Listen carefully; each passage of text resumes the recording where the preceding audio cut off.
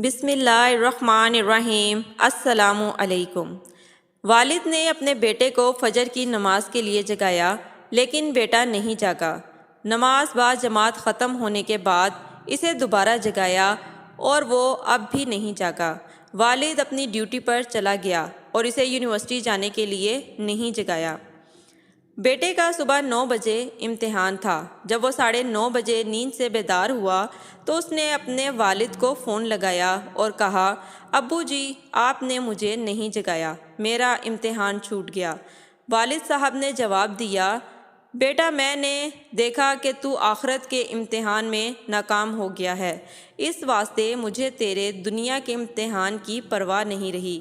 ہمارے معاشرے میں 4 سال کے بچے کو صبح 7 بجے اٹھا دیا جاتا ہے کہ اسکول جانا ہے، لیکن 15 سال کے نوجوان کو فجر کی نماز کے لیے نہیں اٹھایا جاتا کہ ابھی بچہ ہے۔ لمحہ فکریہ۔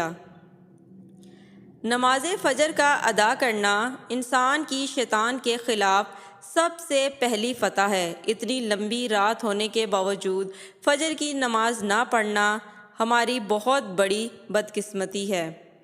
اللہ تعالی ہم سب کو 5 وقت نماز ادا کرنے کی توفیق عطا فرمائے، آمین یا رب العالمین۔ اگر آپ کو میری آج کی ویڈیو پسند آئی ہے تو اس کو لائک کر کے میرے چینل کو سبسکرائب کر دیں اور بیل نوٹیفیکیشن کو بھی آن کر لیں تاکہ مزید اچھی اور معلوماتی ویڈیوز آپ تک پہنچ سکیں۔ اللہ حافظ۔